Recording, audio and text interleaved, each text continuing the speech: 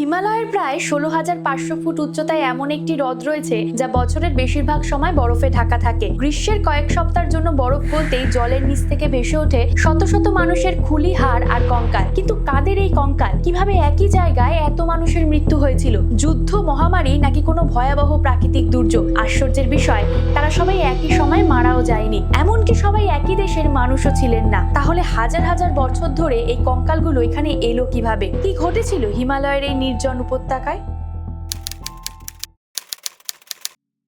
নমস্কার, আমি সৃষ্টি। আপনারা দেখছেন আনটোল্ড ট্রুথ শর্টস। আজ বলবো কেন আজও রূপকুণ্ডকে বলা হয় বিশ্বের অন্যতম রহস্যময় স্কেলিটন লেক। উত্তরাখণ্ডের চামোলি জেলায় সমুদ্রপৃষ্ঠ থেকে প্রায় ১৬,৫০০ ফুট উচ্চতায় অবস্থিত রূপকুণ্ড। ১৯৪২ সালে ব্রিটিশ বন বিভাগের এক কর্মকর্তা প্রথম এখানে অসংখ্য মানুষের কঙ্কাল দেখতে পান। দ্বিতীয় বিশ্বযুদ্ধ চলছিল বলে প্রথমে মনে করা হয় এগুলো হয়তো জাপানি সেনাদের দেহাবশেষ, কিন্তু তদন্তে সেই ধারণা ভুল প্রমাণিত হয়। পরবর্তী গবেষণায় জানা যায় হ্রদের আশপাশে ছড়িয়ে রয়েছে প্রায় ৬০০ থেকে ৮০০ মানুষের হাড় ও খুলি। বরফে ঢাকা পরিবেশের কারণে অনেক হাড়, চামড়ার জুতো, কাঠের লাঠি, এমনকি অলংকারও সংরক্ষিত ছিল। কিন্তু এই ঘটনার পেছনে দীর্ঘদিন ধরে একটি লোককথা প্রচলিত ছিল। বলা হয় কানৌজের রাজা জাজধাবল তার রাজপরিবার ও তীর্থযাত্রীদের নিয়ে নন্দা দেবীরাজের যাত্রায় বেরিয়েছিলেন। দেবীর ক্রোধে ভয়াবহ শিলাবৃষ্টিতে পুরো দলটি প্রাণ হারায়। আশ্চর্যের বিষয়, অনেক খুলির ওপর ভারী গোলাকার বস্তুর আঘাতের চিহ্ন পাওয়া যায়। ফলে এই তত্ত্বকে বিজ্ঞানীরাও একসময় গুরুত্ব দিয়েছিলেন। তবে ২০১৯ সালে রহস্যের নতুন মোড় আসে।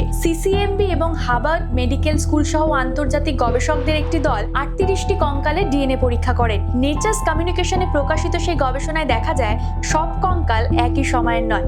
একটি বড় দল ছিল ভারতীয় বংশোদ্ভূত, যাদের মৃত্যু হয়েছিল প্রায় ১২০০ বছর আগে। কিন্তু প্রায় ১৪টি কঙ্কালের ডিএনএ মিলে যায় বর্তমান গ্রিস ও পূর্ব ভূমধ্যসাগরীয় অঞ্চলের মানুষদের সঙ্গে। আরো অবাক করা বিষয়, তাদের মৃত্যু হয়েছিল প্রায় ২০০ বছর আগে। এখানেই শুরু হয় সবচেয়ে বড় রহস্য।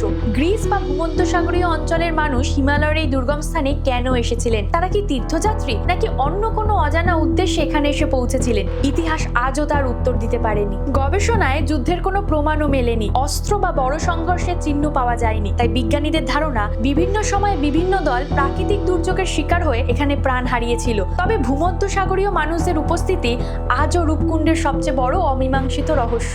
আজও বরফ গললেই রূপকুণ্ডের জল থেকে উকি দেয় শত শত কঙ্কাল। প্রতিটি কঙ্কাল যেন ইতিহাসের এক অজানা অধ্যায়ের সাক্ষী।